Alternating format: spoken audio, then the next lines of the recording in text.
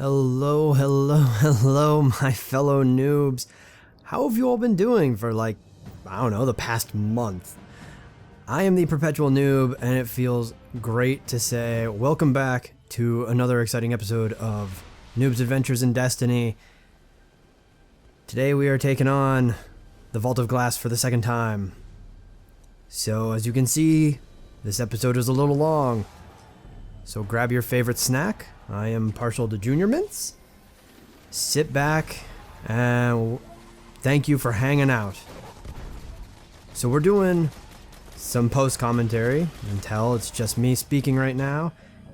At the time of playing this second attempt against the Vault of Glass, I will highlight it as also normal mode, but at the time, I still didn't have any of my new audio equipment that would be necessary for all of you lovely viewers to hear not only myself, but my 5 teammates speaking.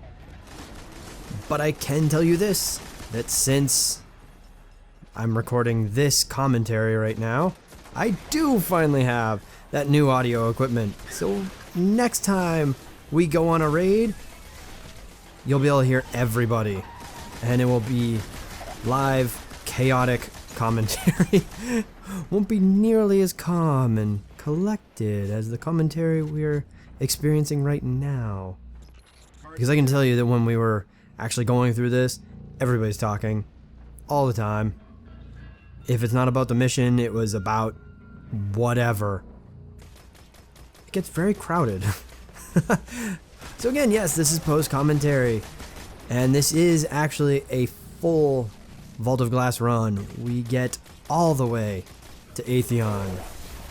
And, spoiler alert, we do complete the Vault of Glass this time around. It's our first time, actually, for us. I mean, we've never completed it before, so congrats to ourselves. A nice quick pat on the back for completing it the second time through. And you'll also notice there is no cheesing right now. We've actually, we're not jumping in, at Atheon. We didn't have a friend of ours get all the way to Atheon and then we're like, oh, we'll just come in at the checkpoint. No, we're actually starting from beginning to end with this very first part, which is defending all these Vex sync plates. There are 3 of them, one on the left, one on the right, one in the middle. Kind of a similar theme we've noticed as we play through the Vault of Glass, that there be one on the left, one on the right, and one in the center. The whole idea here is we've got to defend them, keep the Vex from ever entering a sync plate, because the moment a Vex enters the sync plate, thing resets. And apparently we just need to hold them for a certain amount of time. There was no indication of how many kills or anything like that. So yeah, how have you all been for the past month? I know we haven't had any updates on the channel for a while now. About a month. That's primarily, I don't know if you follow me on Twitter, but that is primarily due to Madam Noob undergoing some abdominal surgery, which unfortunately did take her out pretty hard. For the last few weeks, she has been slowly recovering, and I will say that yes, soon she will be back to full fighting health, full autonomy, and pretty soon there will probably be an episode with her and I totally noobing it up and Lego Marvel superheroes to follow. But I've been very happy that she is doing better, that she has been getting a lot better. She actually drove today, which was incredible, and an incredible advance in her recovery. She has been having, at the very beginning, she was having trouble standing up or sitting down on her own. That's how much this surgery affected her and impacted her. And so yeah, that's kind of been the big reason why there hasn't been a lot of content, on the channel. I need to make sure that she's okay. I need to make sure that it has me accessible to her whenever she needs. And now as she's been recovering and getting further along, I can come back and dedicate some time to this wonderful hobby. So yeah, that's been going on. It's been quite an interesting time, I won't lie. The day of surgery was a stressful day. I mean, I won't lie. Come on, you've got somebody you love in an operating room, but you can't do anything about it. You're not a doctor. you kind of stuck to just sit there and wait. And I mean, at least the hospital had us in a nice waiting room. There were plenty of comfortable chairs. Sadly, the TV channel was set to some sort of news channel. That was annoying. I would have really preferred Cartoon Network. It's a much better way for me to relax. But, can't always get what you want. And I also had a couple of great friends. Our friend Jen actually stuck with me from about an hour after her surgery started until like technically by like the end of the day, like midnight of that day of surgery. She did go away to do her own thing for a couple of hours, but she actually came back a little bit later and brought another friend of ours, guy by the name of Ben, and we played Kittens in a Blender for a couple hours at the end of the first day of surgery, which with Madam Noob hopped up on painkillers was pretty hilarious. I don't know if any of you have ever had the chance to play Kittens in a Blender, but it's a fun game. It's fun. It's simple. Yes, you've got to be slightly bent to really enjoy it because the whole purpose is murder your opponent's kittens by putting them in a metaphorical blender and try to save all of your kittens, or as many of your kittens as possible. And there's no way you're not going to feel somewhat bad about it because the kitten pictures are adorable. You just can't help it. They're just so cute. Those little devil's bun. They're just so adorable. But either way, that was the first day, and thankfully, they actually sent Madam Noob home from the hospital the next day. And she's been she's been recovering since then. We did have a little bit of a scare the first week. If you do follow my Twitter, wink wink nudge nudge, if you're not already, I'm looking at you people. That's right. Through the internets, I'm looking at you. But if you're not following me on Twitter, you wouldn't have seen any of the updates about that. But on a day about a week after the surgery, Madam Noob did pass out, and that was terrifying. At this point, though, it's been long enough away from the event that I'm able to kind of talk about it, laugh about it. Because if you were there and you saw the event and had like no emotional connection to anybody, it would have been hilarious, honestly, because you would have seen me struggling to keep Madam Noob, after she had passed out, of course, from like falling flat on her face, and me trying to like ever so slowly drag her across the room so I could get access to a cell phone so I could call 911 to get somebody to take her to the hospital. And even worse, she was out for like 20 seconds, right? And I'm freaking out, panicking, screaming her name. I gently and completely swing at her, but I gently was slapping her in the face, trying to do whatever I could to wake her up. And like 20 seconds later, she just wakes up, completely oblivious. She's just like, what's going on? And the first thing I say to her is like, look where you are, because she's, on the floor at this point, which was not where she had started. Freaking gave me a heart attack, and she wakes up and she's like, what's going on, guys? I have no idea what's going on. Like, oh my god. So anyway, I ask her now that she's lucid, I'm like, do I just drive you to the hospital, or do we get an ambulance to carry you? Because no matter what, we were taking her to the hospital. And we call in an ambulance, and paramedics arrive, and they were two legit paramedics. I'm not speaking like kind of in generalities. And they bring her to the hospital.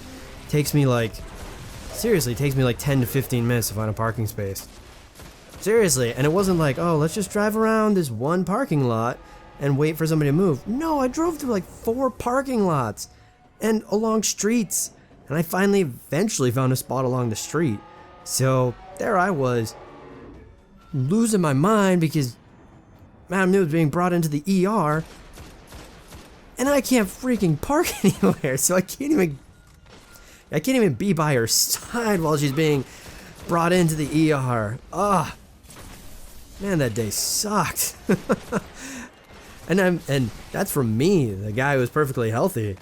Never mind poor Madam Noob, who was, you know, being carted around in an ambulance, stuck with an IV in her, all this fun garbage. And we spent 9.5 hours, give or take, I don't know, 10 minutes or something, in the ER. Thankfully in a bed, in a room-ish. There were no real, like, rooms with doors or anything. There were just, like, alcoves where people could lay up for a while. And thank God for Cartoon Network. And a little bit of CSI. We did watch some CSI at some point.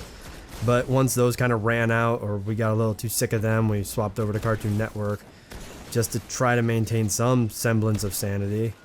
I mean, poor Madam Noob wasn't given, you know, any food. She was allowed some yogurt, I think about 6 hours into it, because the doctors were like, well, when they finally saw her, we're like, well, let's do a CT scan.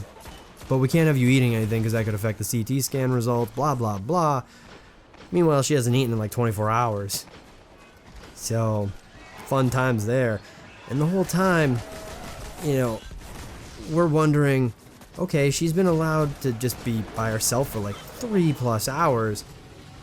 Why don't we just come up with a diagnosis and then send her home so somebody else who's in much more dire need could actually have a bed with like a actual little room, a little bit of privacy.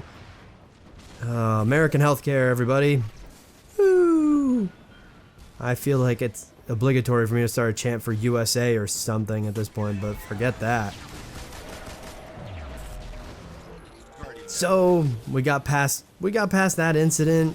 You know, they gave her some antibiotics. They're like, oh, we found some sort of minor infection that's often found with your type of surgery. Here, have some antibiotics. Thanks, doc. That was 9.5 hours for you to do what could have been done in like a 40-minute walk-in visit. Forget hospital visit. Ugh. But Madam Noob has been doing much better lately, and it's been awesome to see. It's been a little tricky, I won't lie. Initially, you know, when right after the surgery, it was kind of, my word was law. It was great. I won't lie. It was pretty awesome. But now that she's finally getting back to being like normal, you know, it's like this weird transition period where I'm not sure when to try to stop her from doing something because she may injure herself. Maybe she won't. Don't even know. So it's been a bit of a weird push and pull that we've been having lately as I try to give up more of my power. Give it back to her. What else has been going on? Goodness. You know, I figured this would be the great video to come back to YouTube with, because I mean, you've seen this. You're seeing us do the Templar fight. We're not really at the Templar fight per se right now. We're just defending confluxes. But you've all seen this from the first time we attempted the Vault of Glass. So, come on. I don't need to talk about anything about that. You guys can just, you know, watch me totally kick ass. Obviously. I mean, look at this. I haven't even died yet. Sure, some of my teammates have, but we haven't. Come on. That's impressive.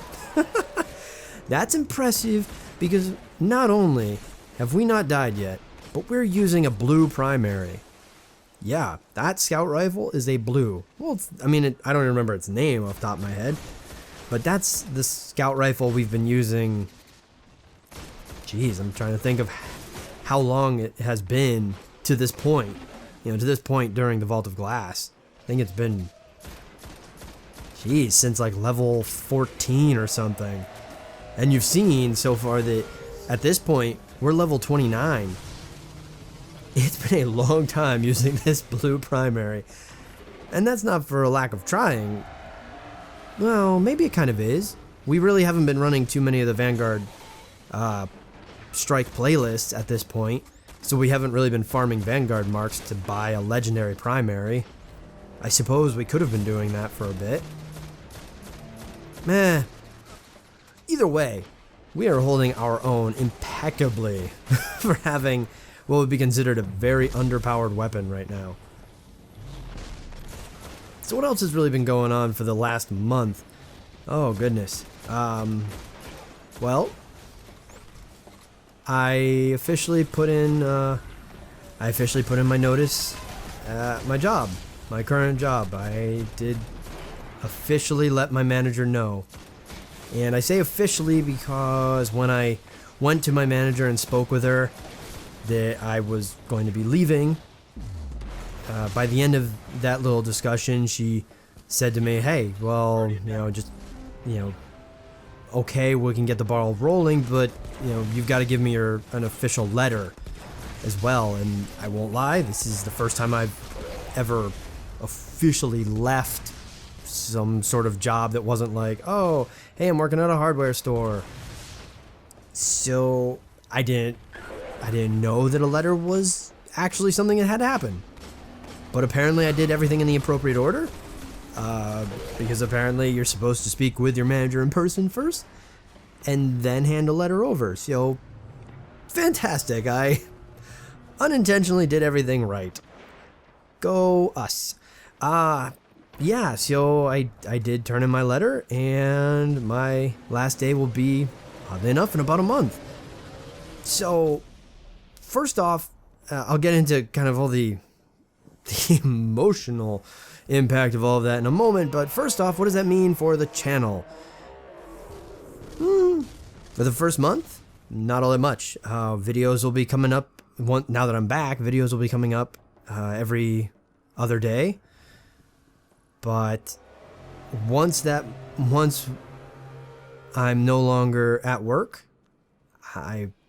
you've heard me speak of it before, I would love to start having daily uploads.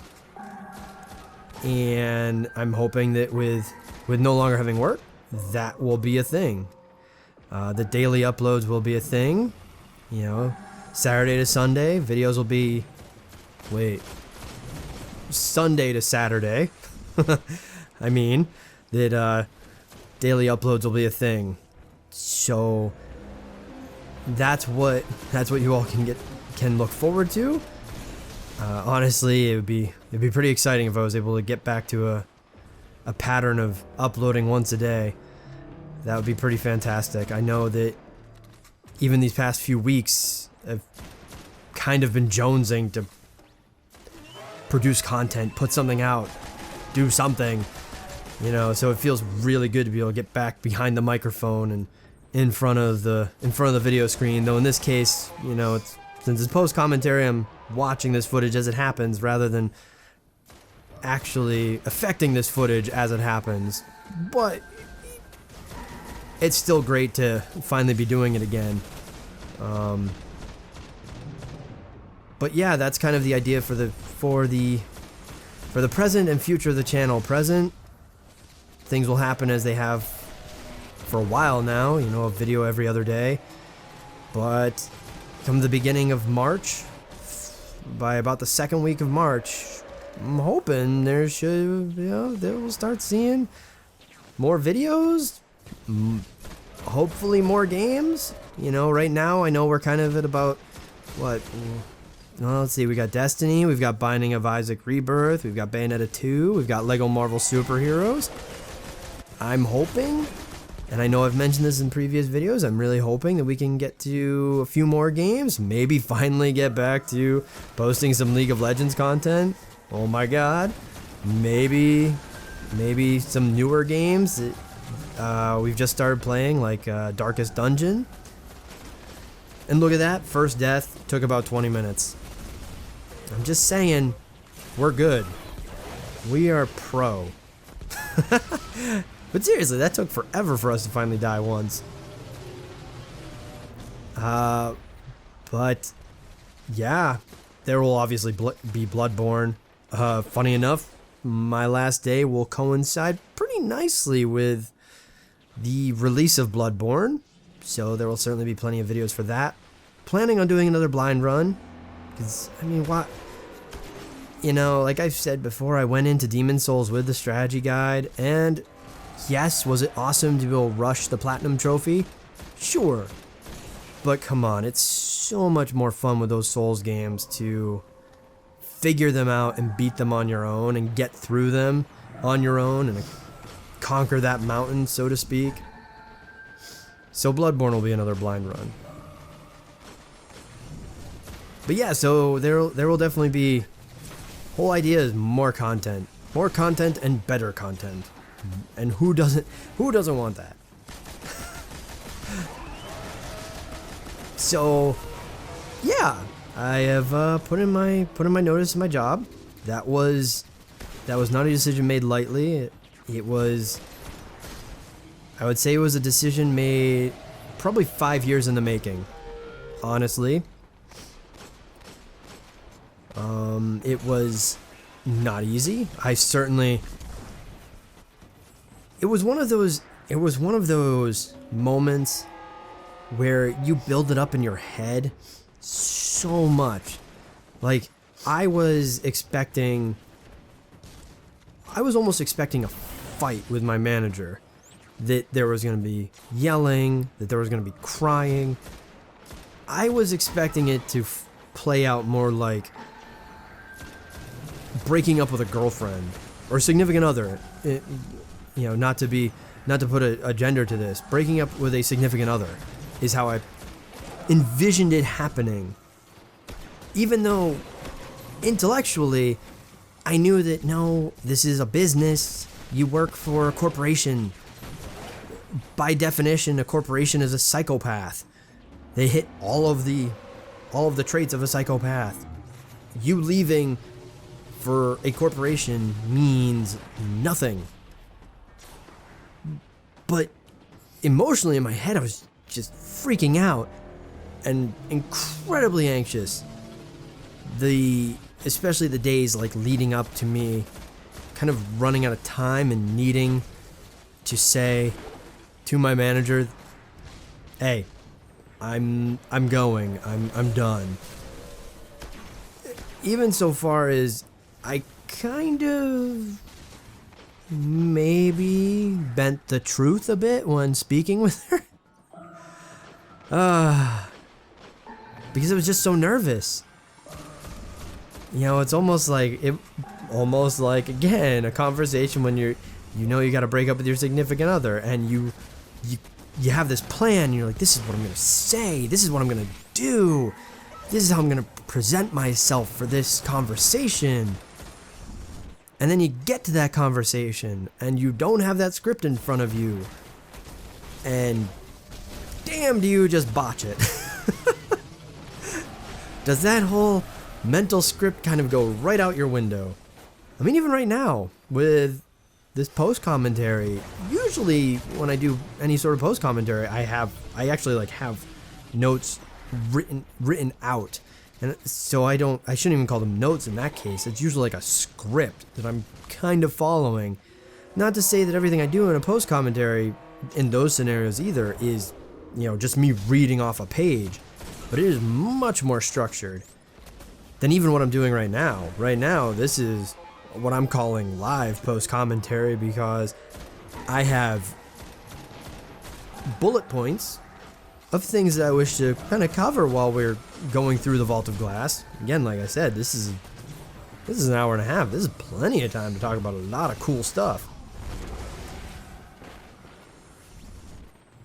But it's still, there's still a lot of room for ad-libbing. And unfortunately, in my meeting with my manager to discuss my leaving, my quitting, really, I mean, it's not mince words, that's what I did, or that's what I said I was going to do. I may have lost a little bit of that script because I only kept it in my head rather than having a cheat sheet written in front of me. But it's weird because the days leading up to it, I was so anxious. I was even more despondent than I have been kind of normally, and I'll say that to suggest that on days I've had to work, you know, and you may have even noticed in some of my Twitter posts that on days where I have to go to work, I'm just down. I just feel terrible. You know, my work has not been fulfilling for a very long time, and I've just been so, you know, afraid of change, because I'm sure some of you are wondering, well, then why would you stay there for so long? You know, why would you stay for 5 more years than you wanted to? I just that's how afraid of change I was, sadly. So it's been a long time that I've you know, Madam Noob and I have been discussing this, and I finally, you know, have finally taken the necessary steps. Madam Noob and I have been fortunate enough that I can make this move, I can make this change, and we would be, you know, okay. And even still, with all of that in the back of my head, I was still freaking out. And my manager was incredible. She, you know, she took it completely in stride and actually essentially went line by line through all of my concerns that I had prior to going to that meeting, where she said, you know, things like, yeah, I am sad that you're leaving, but as a you know, I'm sad as a person, but as a manager, dude, this is how business works. I can't control you as a person. So as a person, you have every availability to leave. But as a person, I am sad you're going. And it was such a relief that it's over. That part is over. Now we've just got to deal with the rest of my department learning of my departure, and then I'll get to handle all the questions from them of, oh, why are you doing that, and oh goodness, you know, how can you do this to us, and oh goodness, why, you know, this place is so amazing, it's like the best place to work ever, and you're so dumb for leaving, and blah blah blah, all that fun garbage. It was not a good place to be anymore. So I feel so much better, and it's actually been pretty nice. It's weird. It's a little weird to feel this happy, like to feel this kind of weight off my chest, because I don't know, it's just one of those things that I'm having trouble properly explaining. And it's more like one of those, well, you've got to experience it to believe it scenarios, which I feel terrible about trying to explain it that way, because we're all different people. How, you know, my experiences with situations are different from yours and different from somebody else's. But it's definitely been a good thing. We can cap it all off with that. It's been a good thing. And I'm nervous for what the future holds, because this is me making this decision to finally leave my work is one of the first decisions with such significance that I've ever made on my own, that hasn't been made for me. And the way I say that, and I don't know how many of you can relate to this, but like, I've been kind of following just a set path. My parents were, I wouldn't say Stalin-esque, but were very strict about how my life was going to turn out. That I was going to go to high school, I was going to go to college, I was going to get a degree, I was going to get a job, a full-time, like, career type job. You know, all of these things my parents said to me, you are going to do. And some reason I just hopped to and I did each and every step as they expected it to be accomplished. And me saying to my employer, my manager, my job, essentially my career, current career I should say, that no, I'm done, is the first time I've done that. The first time I haven't been told by my parents that I'm going to do that. And yes, I realize as a 30-year-old, that's, you know, a little, in a sense, a little sad to be like, yeah, it's the first time I'm really standing up to my parents. I'm 30 years old. I understand. So I'm excited. It's a nervous excitement, but should be a good one. Should be a good excitement at some point. You know, right now I'm not officially done. Like tomorrow I've got to wake up early. I've got to go to work. I've got to help, you know, transition out of the job and make sure that the employees and colleagues I leave behind are able to pick up the work I was doing. So I'm in this weird in-between state where the event hasn't actually happened yet, but it's going to. As Madam Noob has put it a couple of times lately, there is a light at the end of the tunnel and it ain't actually a train, which is nice. That's nice it's nice to know that it's not a train. It's nice to know that it really is actually the end of the tunnel rather than a mirage and actually a train that's bearing down on me and gonna murder my face.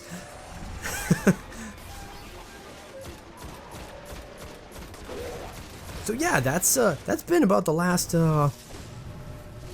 month. A few things, a few changes, a few major life events. But the future should be pretty exciting. And what have we been doing here? Oh, right, we're killing the Templar at this point. I'm sure some of you who have certainly those of you who watched us in part 1 of our attempt to the Vault of Glass. By the way, great super shot right there. Fantastic job, Big L. Thanks for that. Oh, don't worry, he's not done. There will be a couple more of those incredible relic shots. Not like we need them to lower the Templar shields or anything. Don't worry about that. Because then even weird, he lands that. He lands that one from like half, almost the entire map away. Lands that. Couldn't land the last one though, shot straight into a wall.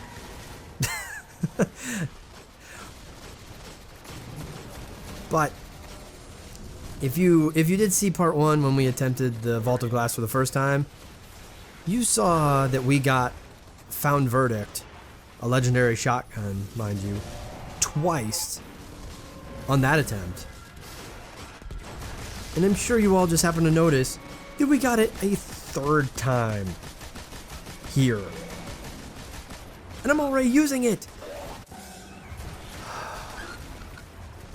And it's a shotgun, and it's an arc weapon, and it has a perk on it that, you know, does extra damage to oracles.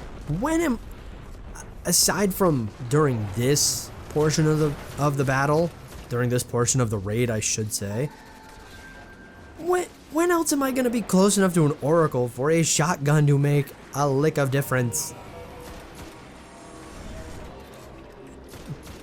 You know, there are so many things I love about the Vault of Glass. One of the things, actually, is that it requires so much coordination. I mean, yes, I've seen the videos of people defeating the Templar solo, going through this Templar fight, this very portion we're all going through right now, on their own. I've seen that. I've seen videos of that.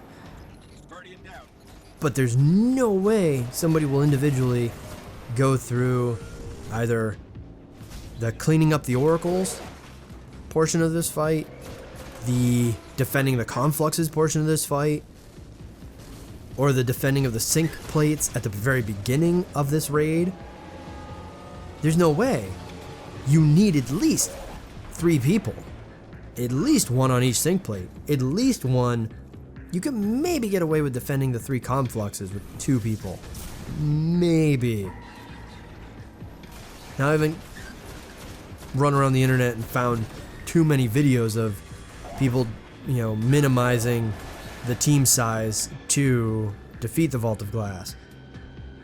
But that is one thing I love about it, is that it requires so much coordination from a full team. Like even with the 6 of us here, and most of us are all well over leveled for this.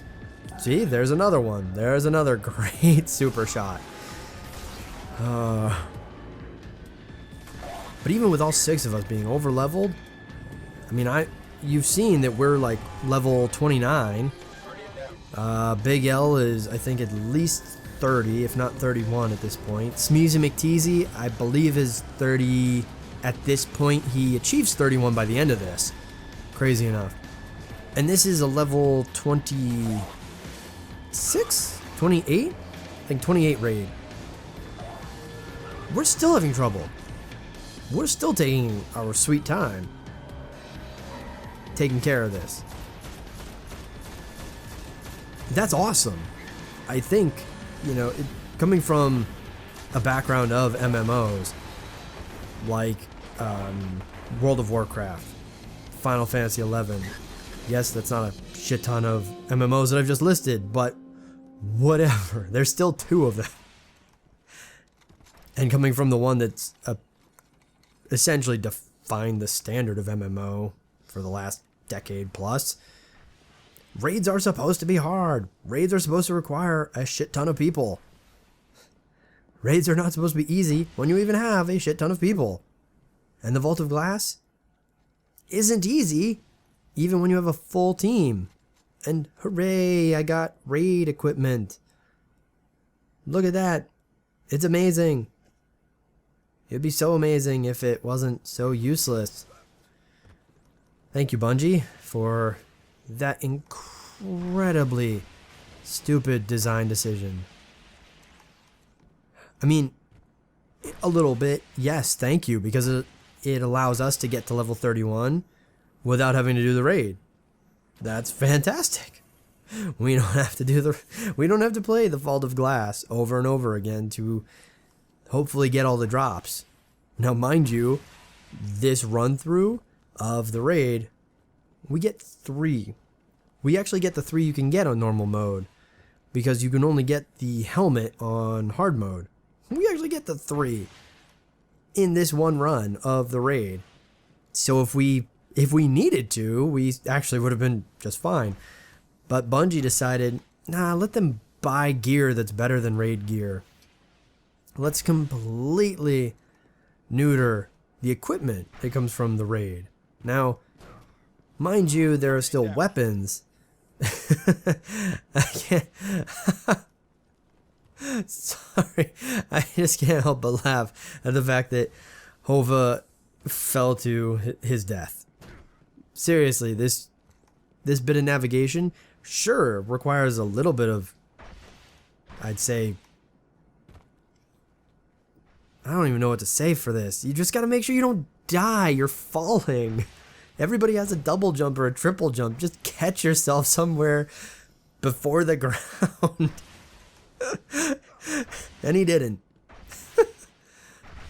And also, it wasn't any major flaw to us. Didn't affect how we were making it through here. He was able to be revived instantly, so whatever. It's just funny. But Bungie completely, and even essentially nerfed and made invalid even the weapons. More or less. Maybe not entirely, because the weapons still bring some very good abilities. You know, like the Vision of Confluence, Fatebringer, Atheon's Epilogue. They're good weapons. But they still won't hit as hard as what you could just buy from a Vanguard vendor right now. Mind blown. Seriously, Bungie. Were you... Why did you do that? You know, now, heck, even while we're doing this run, we're essentially doing this because some of us have never faced Atheon and or beaten Atheon. So we're doing this just for that. So we can. Because who, you know, then we can at least say, hey, we freaking beat Atheon and it was awesome.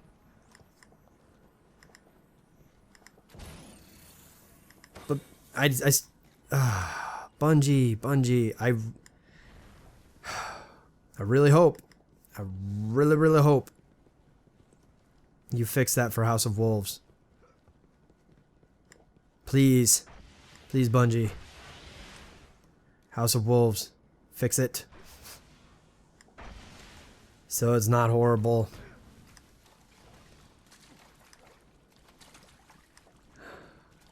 So now we made it to the maze of the Gorgon, which is awesome. We've actually made it with only one wipe so far. And while we're all standing around, I look and notice that I have my super, and I have a butt ton of heavy ammo. And while everybody's kind of dancing around looking goofy, I have the brilliant idea, and yes, it's us, it's our brilliant idea. Why don't we try to kill a Gorgon? None of us in the party have ever done it. We've seen videos of people doing it, so it's definitely possible. And I want the damn Grimoire card. Why not? How often, you don't often get the chance to run in, try to get the Grimoire card for a Gorgon. You have to be in the raid to do it. Thankfully, everybody else was on board with this brilliant idea. And so while we were attempting to navigate the Gorgon maze legitimately, we decided, first Gorgon we spot, let's try to murder it. So now, of course, we're getting into position. Everybody's got their heavies ready. Everybody's got their supers ready. And then we just go nuts. And that's what you have to do to kill this one Gorgon. And this is the first Gorgon you spot. As you can see there, the Gorgons become a little bit stronger. Yeah. It's like, oh, thanks. That's what we needed. We need the Gorgons to become stronger.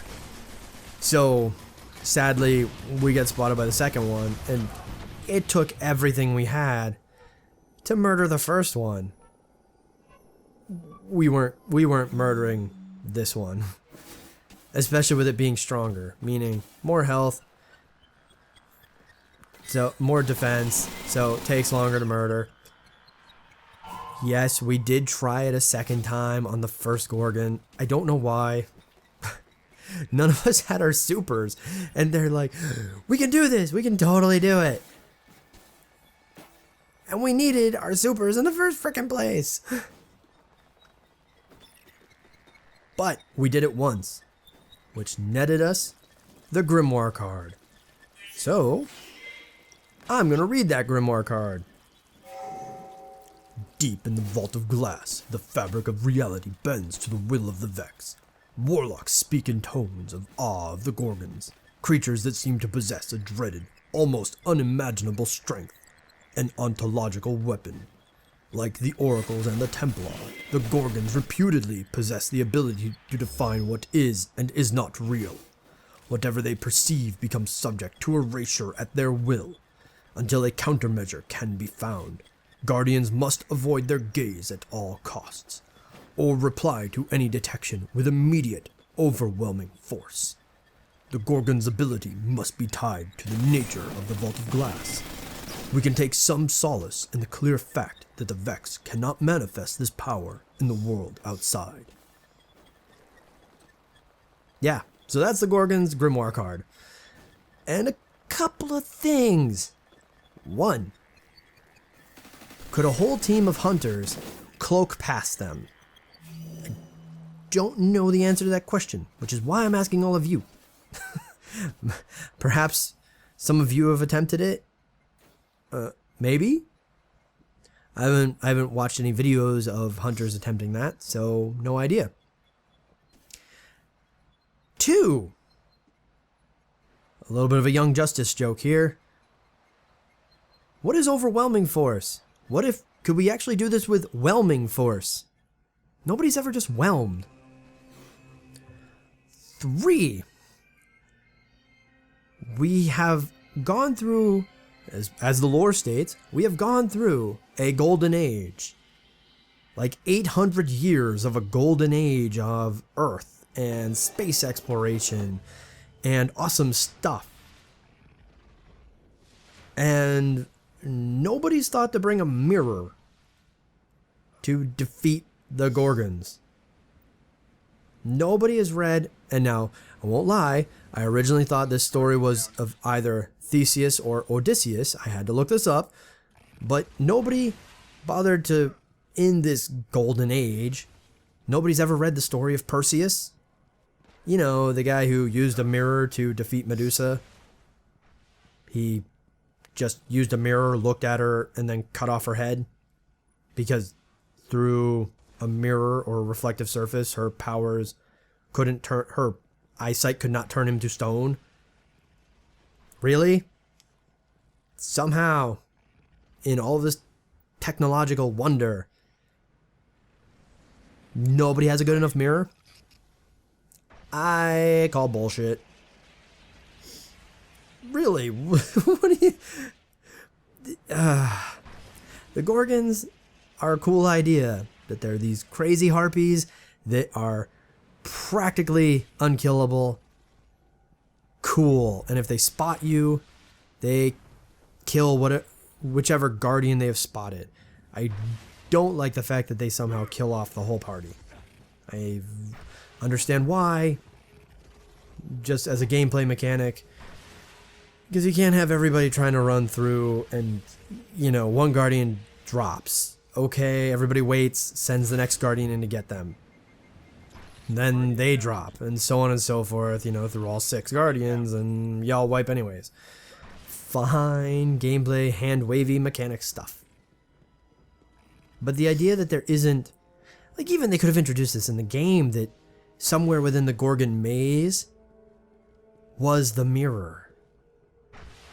Kind of like, and there I go, into the briny deep. Forgot about that invisible wall.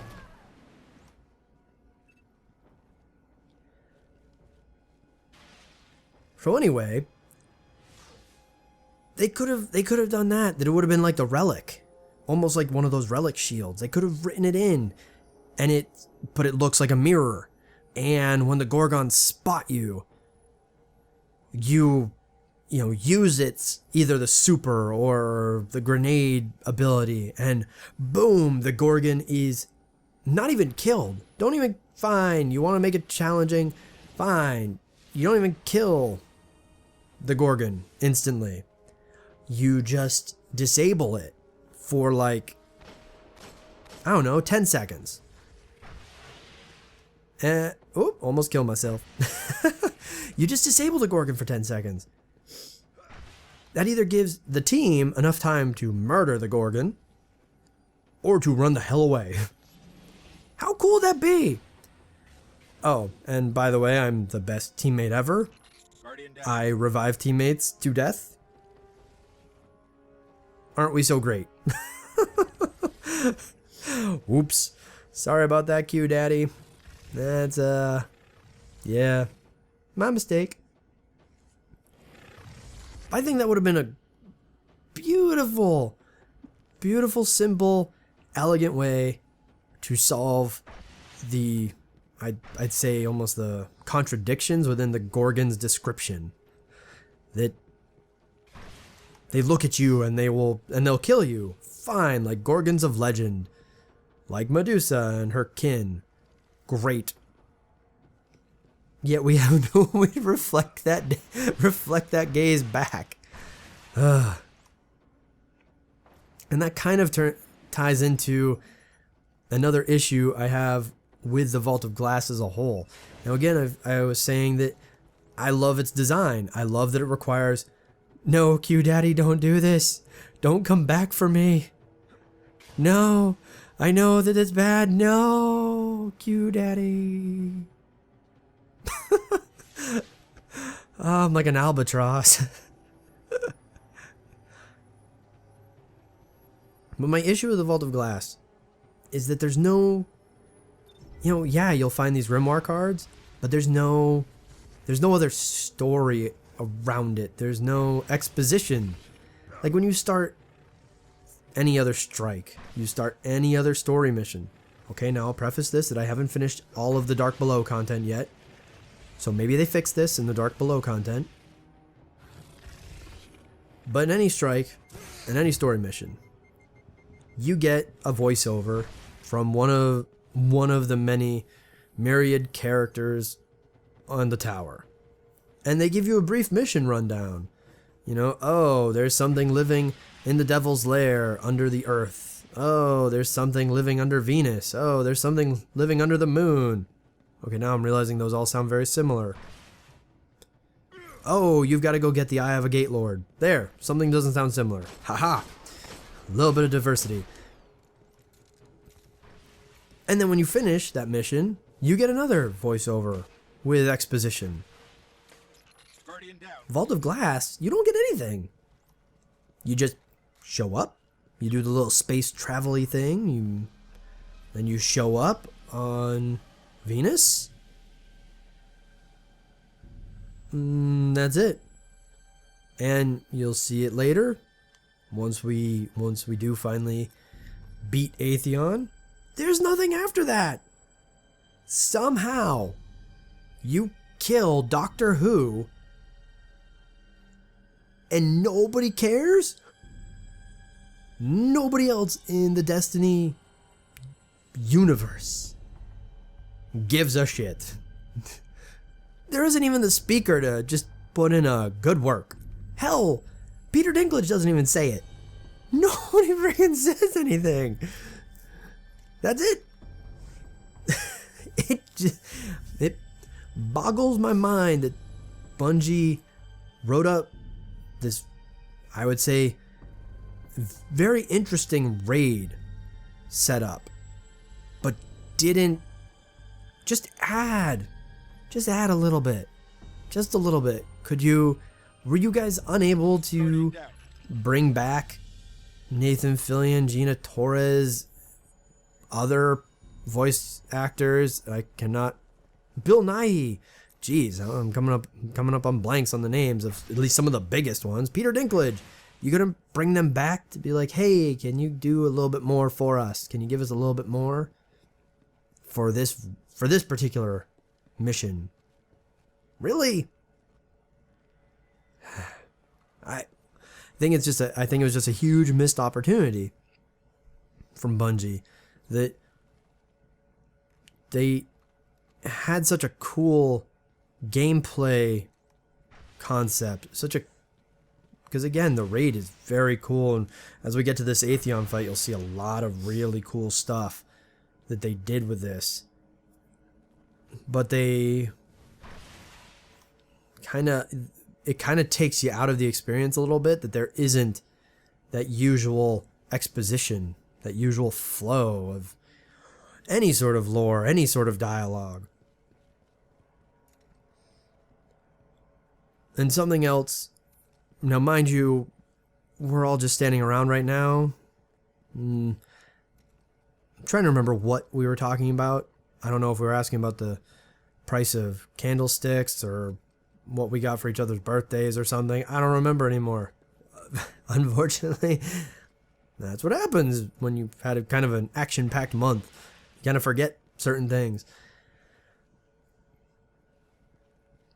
But I'm sure somehow related to plans for this, because this is technically where Atheon will spawn. We've got to go through one more event of defending sync plates, and then Atheon will show up, and then we get to go through the fun Atheon rigmarole. Let's just call it that. Why not? So we finally decided to stop discussing the price of eggs in China and actually get on with the mission. I think in this case, we just sent Big L and a couple others into the left side portal.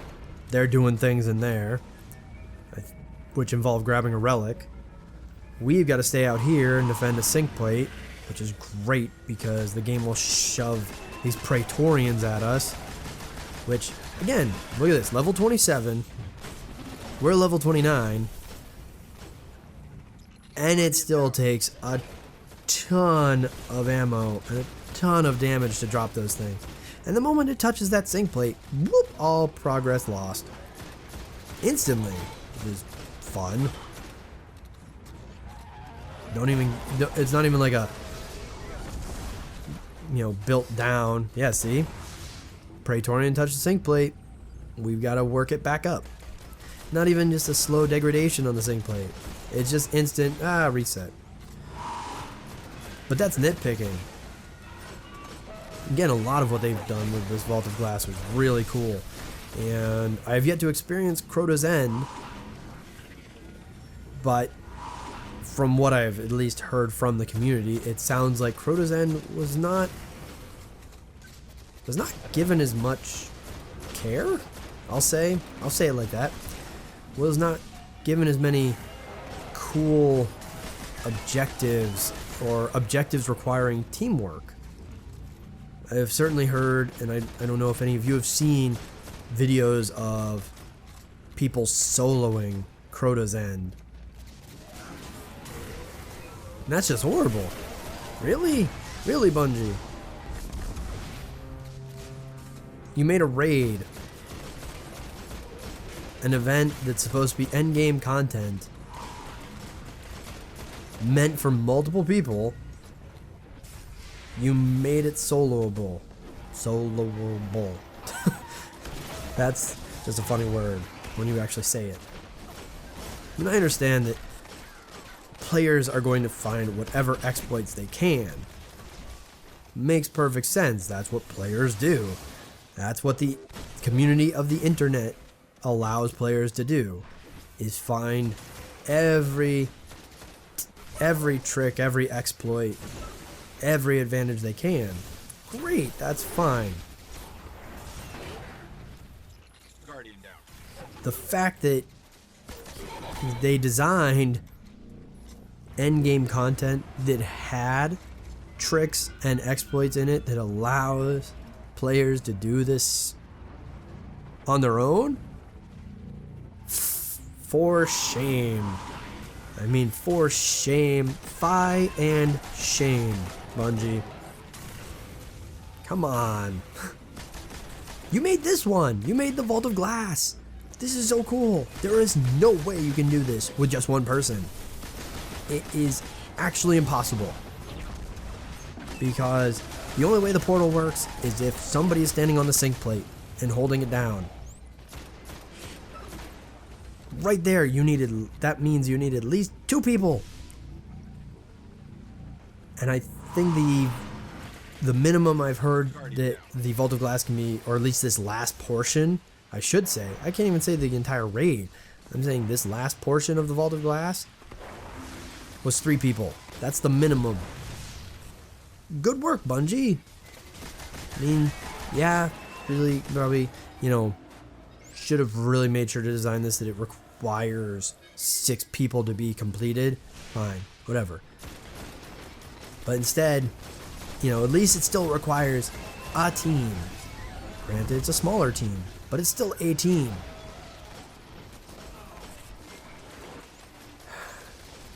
I don't know. Again, I mean, we have the season pass, so we'll be getting House of Wolves when it comes out, because we've already paid for it, so we certainly will get it. Again, just really hoping that House of Wolves is done much better. I know Bungie has said that they've learned their lessons. Well, I guess time will tell. No, I made a time pun as we get ready to fight Atheon, because we are finally at that moment to destroy Atheon. Whoa! What happened? Atheon speeds up time! No. No, Atheon is a Time Lord. Or at least a Lord of Time and Space? Not to, you know, get any copyright claims from Doctor Who. But apparently Atheon will not actually speed up or slow down time itself, which, now I'm thinking about it, could have been a cool extra part to this fight. But now I say that, I'm scolding myself for saying that this portion of the fight needs anything extra. And I've sped this up because the video is about an hour and a half long, right? Hopefully you're all still enjoying your favorite snacks. I probably should have told you all to get water too. Water for such a long video is important. You've got to stay hydrated. But this is sped up because going after Atheon took about as long as this whole video is right now. That's how many attempts this took. We learned a lot. Several of our party members, actually I can't even say several, there's only 3. Half the party has already defeated Atheon once before. But they did it back when you could cheese Atheon with grenades and get Atheon to fall off the edge of a cliff, which somehow kills a Time Lord. Who knew? This creature, this Vex, can teleport you to different planets in different times, but gravity's still OP. All my Souls fans, yeah, you know what I'm talking about. Gravity is the strongest.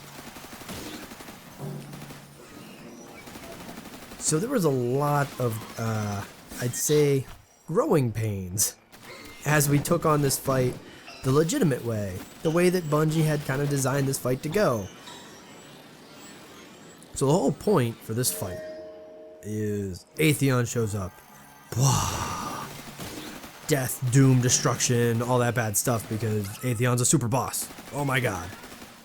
Well, then eventually Atheon is going to transport 3 random party members away to either Mars or Venus. And it's Mars or Venus at a different time period. But thankfully and conveniently, it's all accessible through one of these portals. One of these Vex gates. I mean, really, that's kind of what they are.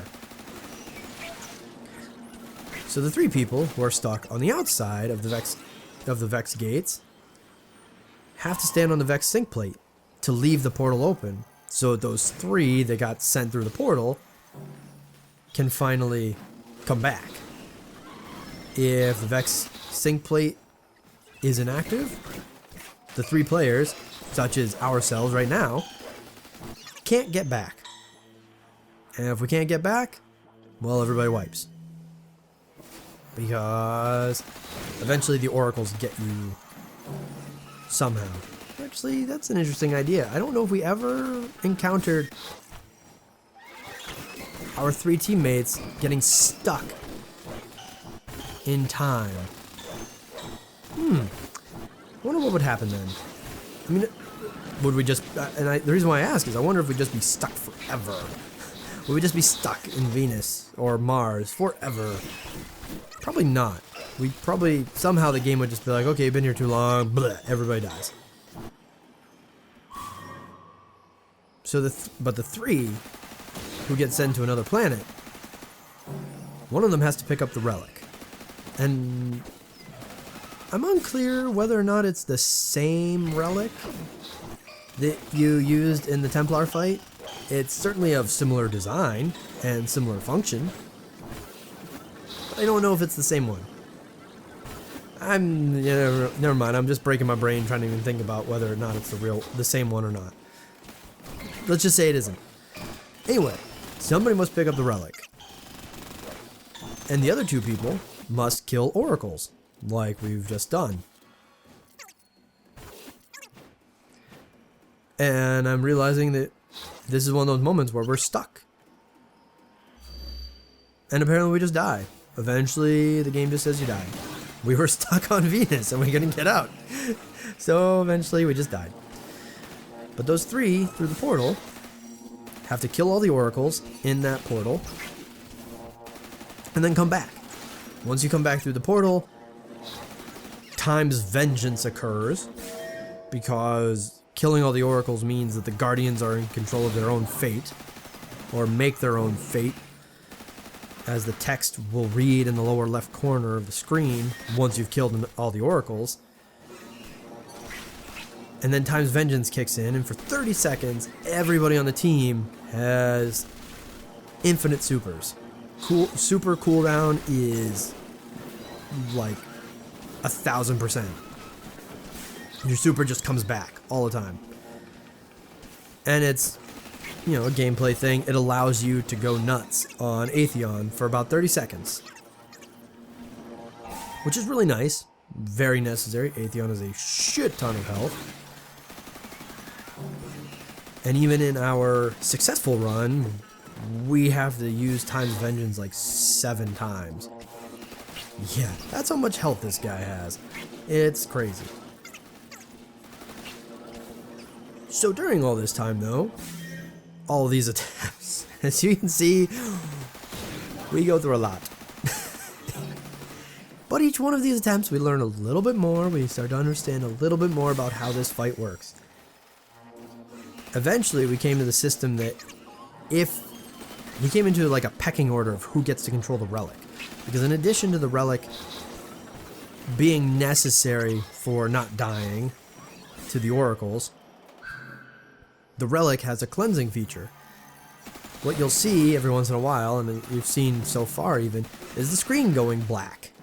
Well, that's due to the Mark of the Void, as the game calls it. And eventually the Mark of the Void, if you do not cleanse it, will overtake you. And you'll die. Which is actually a pretty nifty feature because it starts to, you know, it starts to make your screen go black. Everything becomes harder to see, becomes harder to see enemies, becomes harder to shoot oracles. So those two players who are with the relic holder on the other planets starts to have trouble actually doing their job.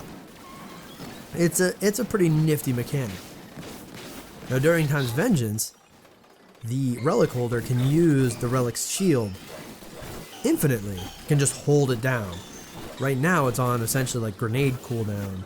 So if you're going to be the relic holder, I'm not sure if your gear will affect this. It probably will, but your grenade cooldown will help because then you can use the relic more often, cleanse more often. As you can see, unfortunately all 3 of us right there died to the oracles, so eventually everybody just died because now there was no way to cleanse the Mark of the Void from everybody. But this is how Atheon plays out.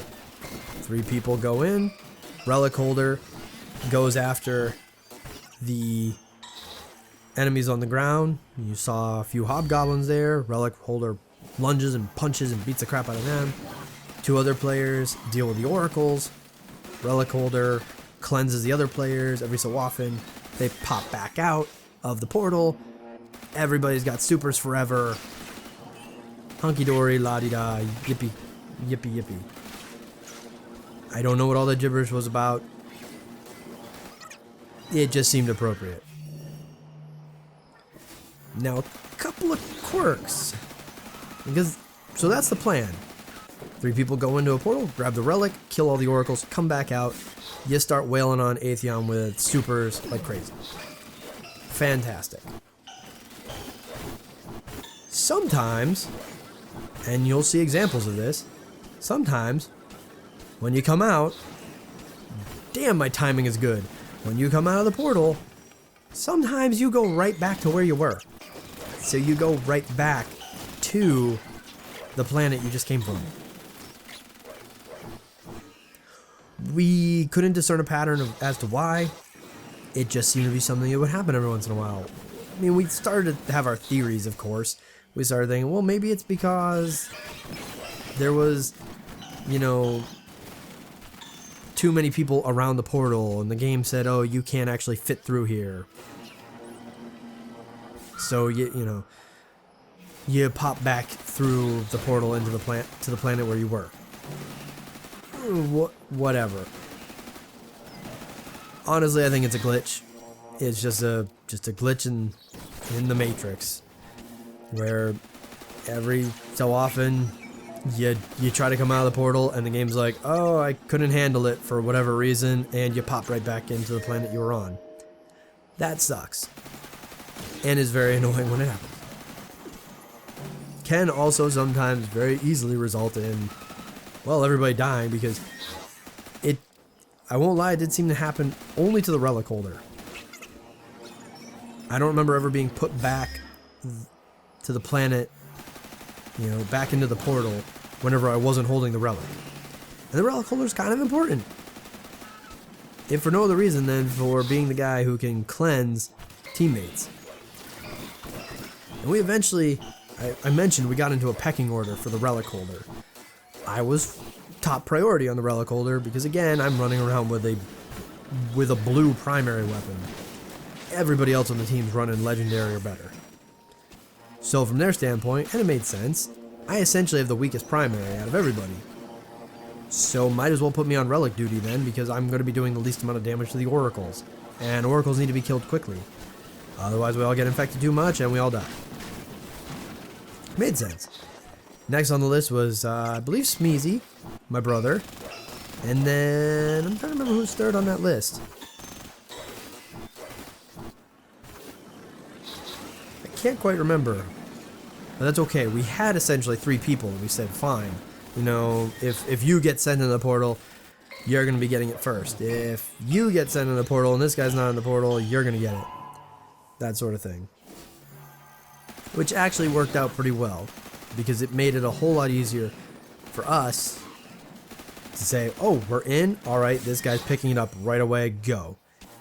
And I would say actually it's probably a good thing that it's just me speaking, because during all of this, every time a team would get sent in, everybody just starts saying, which one, which one, which one? And the other team is like, it's left, it's left, it's left, it's left, it's left. I won't lie, I got so confused constantly, because I was thinking of them as like Venus, Mars, and I was, for some reason, thinking that the desert planet was Venus. Don't know. And for some reason, the jungle planet was Mars. So I was getting them constantly confused, which wasn't helping. Thankfully, my other teammates were able to keep track of everything and accurately report where we were, whether it was the left portal or the right portal. Now, even though people would report which portal we were in, people were still going, and see, I got ported back again, and 2 teammates were dead at that point. By the time I got back out, 2 teammates were dead.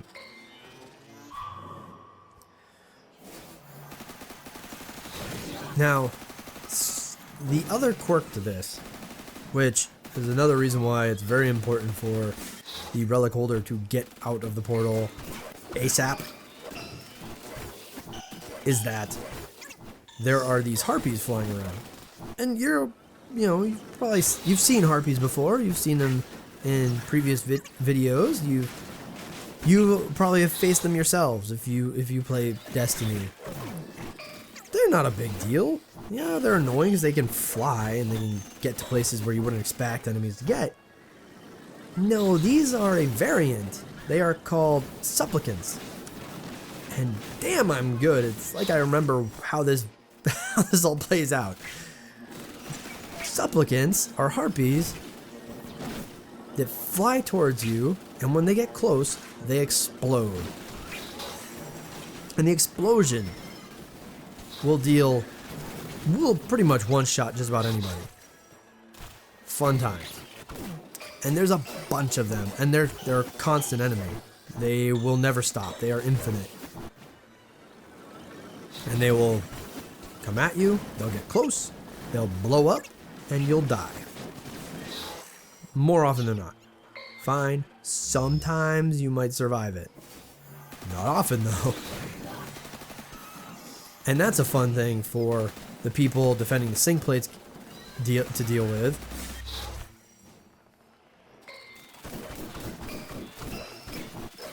And then when you're coming out of the portal, it's a bit of a crapshoot. You could come out of the portal and supplicants could be right there, and the moment you pop out, explosions everywhere, and you just die. That certainly happened to us a couple of times, and definitely annoying. I would almost claim that the whole supplicants blowing up when you come out of the portal piece, I would almost chalk that up as a glitch too, because it happens so often. Which is why you may be seeing that at least once we're the relic holder, many times we'll come out first, pop that shield right away, so that our teammates, when they come out, they're protected from the supplicants already, so we don't lose all three of us. And we're still, during these attempts, we're still in the phase or the mindset of, hey, use the relic as a shield for cleansing. If we ever need you, we'll come to you. By the time we get to the winning run, let's just put it that way, by the time we get to the winning run, we figured out that that's not the best way to use the relic holder. That actually the relic holder should be using their super during time's vengeance, when we're all supposed to be using our supers.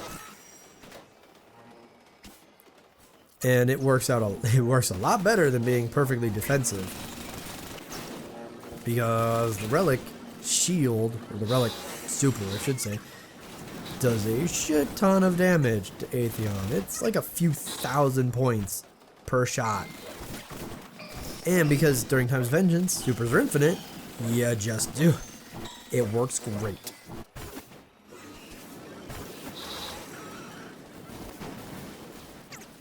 So,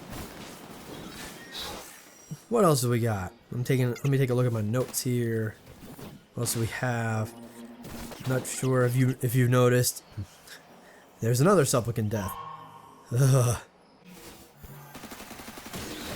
Not sure. Let's see. We compared with Crota's End. We're talking about the story. So all in all, I'm trying to think how many times it really took us to do this. And I'm realizing now, crazy enough, there was our last failed attempt. We've now returned to to what looks like slow motion. Swear to you, it's not. This is now we're back to normal speed. But we've been racing along for so much time that watching now, it definitely feels like slow motion. But now that we're back to slow motion, you know what this means. That's right. This run is our winning run. And one thing I didn't speak of yet is actually a couple of things I'm thinking about it. How glitchy as hell wielding the relic is. Seriously, if you've ever wielded the relic, you know exactly what I am talking about. That you will run up to enemies, and if you are just off on your height, or you are too close, or you are too far, you will do no damage to whatever enemy you just tried to charge at. You'll just whiff. You just kind of bounce into them and nothing happens. It's ridiculous. I mean, even that last death that we suffered was because the relic shield was so glitchy that trying to destroy what is that? The Descendant Minotaur. Completely bugged out. We were unable to really hit that guy. Like right there. No hit on that first swing. No hit. Just kind of went right through it. And that, would love it if Bungie fixed that. Be great. Bungie, please. Next update. Please fix that. Thank you. And the other point or quirk I wanted to talk about regarding this raid is that I have forgotten what it was. Shamefully. My mind is spaced. It is a little late. I will confess. And I have somehow forgotten. But that's alright. I'm sure, you know, it's gonna be like one of those moments when you're driving in your car or you're in the shower where you just start having the most brilliant ideas ever. And upon seeing me get ported away for a third time, this is what it was. Is that you essentially, and look at this glitchy shield. Look at this. Ugh. You essentially have a 50-50 chance of being ported away. Now that it is 3 random players, it's no longer, you know, the 3 players furthest away from Atheon. You have a 50-50 shot. But it does feel like if you've been ported away, you have a higher chance to be ported away through subsequent teleportations. It feels like that. Maybe it really isn't. I'm just highlighting that that's what it seems to be. And you can see that the shield attack, the Relic Super, does some serious work against Atheon. I mean, we've been sent back like twice now. Atheon, or 3 times. 3 times. Now this is our 4th time. I'm realizing I can count. I promise I can. You know, and Atheon's already at less than half. The relic definitely helps. So, you know, noob tip for all of you doing the Vault of Glass. If you haven't used this yet, use the Relic Super. It works. Double thumbs up. Like Roger and Ebert here. Siskel and Ebert. Wow. Like I said, it's a little late. Might be a little bit tired. That moment right there, that was a moment of actually waiting. Specifically, like that super shot, it was great. But that moment of waiting was specifically for teammate to get out of the way, just to ensure that we didn't have that issue of getting me teleported back to the planet again. And you notice, Atheon is wicked low. And finally, after being ported 4 times, I wasn't ported this time. And then we lose Q Daddy.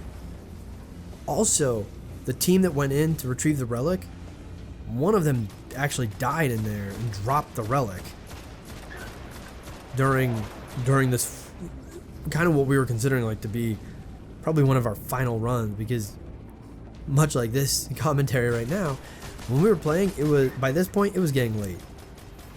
It was getting a little late. And so this was looking to be like the last attempt. And crazy enough, someone dropped the relic in there, but another one of the players in there was quick enough to come to grab it and pick it up and come back. And I don't want to say it, but I think we actually got the killing blow on Atheon. I mean, I don't want to, you know, we shouldn't toot our own horn like that. It's not polite. But I think we did, which is awesome and really cool. I mean, go team Noob. I'm I'm hearing that in my head as Go Team Venture, but I'm trying to think of what the hand symbol would be to make an N. You know, Team Venture, that works. Sure, you got the 2 fingers, but Team Noob. I don't know. Maybe one of you, my dear noobs, one of my more creative noobs out there, can come up with a way to draw a Team Noob sign that would make an N and be a way for 2 people to make it. And here we come back to what I was saying earlier, that there's nothing. This is it. You get your items. If you haven't beaten a raid yet, you get your raid trophy, which, by the way, it's silver. Are you kidding? It's a silver trophy? The fact that it's not a gold trophy is a little disappointing. Because this took a lot of work. But again, here we are. There's nothing else to do. We're just time to return to orbit. Really? Didn't want anything else. No. Nobody noticed. Thankfully, we got a ton of stuff. We got the Vision of Confluence, which when you're coming from a blue primary to a legendary primary, and it happens to be in the same gun type that is your favorite gun type, that is just awesome. I mean, it's another scout rifle. Okay, it does solar damage. Fantastic. It already hits base damage, already hits harder. As you can see, it's 248 versus the 242 I was using. Oh, it was so great to actually see that Vision of Confluence. Thank goodness. But you could also see we got, maybe we didn't get the boots. I don't think we got the boots. We did get the gloves, and we got the chest piece for the raid. We almost got a full suite. We also got Chatterwhite. Also known as, from my perspective anyways, also known as the t-shirt shader. Because it's not pure white. It looks a little dirty. It's a little gray. It looks like a freaking t-shirt. And looks kind of silly with an obsidian mine on top of it. But whatever, you know, it's a status. We definitely did better than Big L. He got Chatterwhite. The end. He got no equipment, no weapons. So maybe Bungie just says, once you get your 3rd found verdict, you're going to get a great weapon from the raid. Who knows? But I do know that was it. Thank you everybody for joining me. It's so great to be back, and I can't wait to start putting out more for you. I am the Perpetual Noob, and I hope to see you all again next time.